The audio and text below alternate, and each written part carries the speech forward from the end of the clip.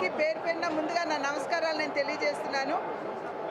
ఇందాక వనమాన్ నరేంద్ర గారు మాట్లాడుతున్నటువంటి సందర్భంలో నేను ఇక్కడికి ఈ ప్రత్యేక రైలు ఏదైతే ఉందో ఆస్థా ట్రైన్, ఇది మొట్టమొదటి ట్రైన్ మన ఆంధ్ర రాష్ట్రం నుండి అయోధ్యకు వెళ్ళడానికి. ఆ ట్రైన్కి జెండా ఊపడానికి వచ్చాను అని చెప్పి వారు చెప్పారు.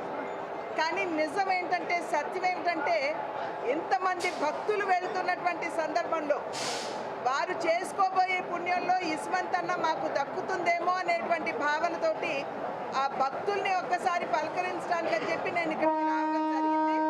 మనందరికీ తెలుసు, ఈ రామ జన్మభూమి ఏదైతే, ఈ అయోధ్య ఏదైతే ఉన్నదో, అంటే బాలరాముని యొక్క విగ్రహ ప్రతిష్ట దగ్గర 500 సంవత్సరాల ప్రతి భారతీయుడి యొక్క కళ. ఆ కళని ఇవాళ సాకారం చేస్తూ అయోధ్యలో భవ్యమైన రామ మందిరాన్ని ఇవాళ నిర్మాణం చేసుకోవడం జరిగింది. కనుక ఇవాళ ఆంధ్ర రాష్ట్రం నుండి ఒక ప్రత్యేక రైల్లో ఎందరో భక్తులు ఇవాళ అయోధ్యకి భక్తి పారవస్యంతో వారు రాముల వారిని దర్శించుకోవడానికి వెళుతున్నారు. వారు చేసుకునేటువంటి పుణ్యం ఖచ్చితంగా మన ఆంధ్ర రాష్ట్రం కూడా దక్కాలని, రాముల వారి చల్లని చూపు మన తెలుగు వారిపై ఉండాలని, ఆంధ్ర రాష్ట్రంపై ఉండాలని చెప్పి ప్రార్థించమని చెప్పి వారికి నేను ప్రాధేయపడటం జరిగింది. ఇవాళ నిజం చెప్పాలంటే, మన సంస్కృతి అంటే పాశ్చాత్య సంస్కృతి ఒరవడిలో మన పిల్లలు కొట్టుకుపోతున్నటువంటి నేపథ్యంలో ఖచ్చితంగా ఇవాళ ఈ రాముని యొక్క మందిర స్థాపన మాధ్యమంగా మన పిల్లలకు కూడా మన చరిత్రని, మన సంస్కృతిని తిరిగి వారికి గుర్తు చేసేటువంటి అవకాశం ఉన్నది. ఏ విధంగా అక్కడ రామ మందిరం ఉండేది, ఏ విధంగా దాన్ని ధ్వంసం చేయడం జరిగింది, తిరిగి మరి నరేంద్ర మోడీ గారు ఎందరో, అంటే ఇది భారతీయ జనతా పార్టీ ఇవాళ కాల కాదు, మొదటి నుండి కూడా మన లాల్ కృష్ణ అద్వానీ గారు కూడా రథయాత్ర చేశారు ఈ అయోధ్యకు సంబంధించి.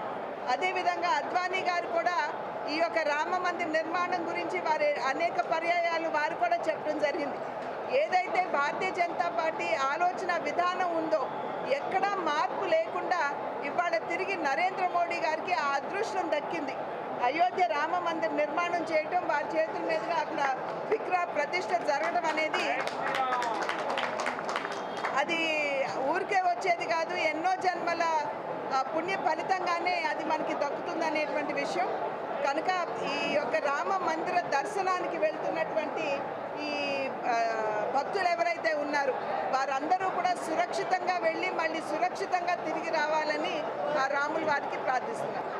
దివ్యమైన భవ్యమైన బాలరాముడి ప్రతిష్టా కార్యక్రమ మహోత్సవం జరగటము, ఇది ప్రపంచంలో ఉన్న హిందువుల యొక్క ఘన విజయంగా మనం భావించుకోవచ్చు. భారత ప్రధాని మాననీయ నరేంద్ర మోడీజీ మరియు ఉత్తరప్రదేశ్ ముఖ్యమంత్రి వర్యులు మాననీయ యోగి ఆదిత్యనాథ్ గారు ప్రపంచవ్యాప్తంగా ఉన్న హిందువుల యొక్క మనోభావాల సంకల్ప ఫలమే అయోధ్యలో బాలరాముడి యొక్క దివ్య ప్రతిష్టా కార్యక్రమం. సుమారుగా 500 సంవత్సరాల నుంచి 400 లక్షల మంది బలిదానాలతో రాజ్యాంగ ప్రకారము మన న్యాయ వ్యవస్థని గౌరవించుకుంటూ చట్టపరిధిలో పోరాటం చేసి విజయాన్ని సాధించుకొని ప్రపంచవ్యాప్తంగా ఉన్న అన్ని దేశాల మనలో పొంది ఒక భారతదేశంలో కాకుండా ఇతర దేశాల్లో కూడా క్రిస్టియన్స్ కానివ్వండి, ముస్లిమ్స్ కానివ్వండి, ఇతర మతస్థులు కానివ్వండి, మా బాలరాముడు ఇది ధర్మానికి చిహ్నం అంటూ వారు ఆ వినూత్నమైన ఆ వేడుకల్లో పాల్గొనడము, ప్రపంచవ్యాప్తంగా విచ్చేసిన 7,000 మందిలో ఆంధ్ర రాష్ట్ర తరఫున నాకు కూడా ఆ భాగ్యాన్ని ప్రసాదించడము, మా విశ్వ హిందూ పరిషత్ తరఫున నేను దాంట్లో పాల్గొనడము చాలా ఆనందదాయకము. అణువణువున బాలరాముడి యొక్క దివ్య ప్రతిష్ట ఆనంద వైభవాన్ని అయోధ్య పురవీధుల్లో అంతటా కూడా ఆ వైభవం ఉంది. ఈ రోజున మన గుంటూరు పట్టణంలో ఒక ట్రైన్ని అయోధ్యకు వేయటము, ఈ అనేక పరిసర ప్రాంతాల నుంచి కూడా వందలాది మంది భక్తులు వానర సైన్యంలాగా మరొకసారి అయోధ్యకు వెళ్ళటము, దీనికి ఆ భారతీయ జనతా పార్టీ అధ్యక్షులైన పురంధేశ్వరి గారు మరియు కేంద్రీయ ప్రధాన కార్యదర్శి అయినటువంటి లచ్చకుమార్జీ మరియు గుంటూరు జిల్లా అధ్యక్షుడు వనమా నరేంద్ర గారు, దూపుడు రంగరాజు గారు, మరింతమంది ప్రముఖులు దీంట్లో పాల్గొనడము, ఈ సెండ్ ఆఫ్ చెప్తే వారికి మరొకసారి జై శ్రీరామ నినాదాన్ని ఇస్తూ శుభం భూయాత్.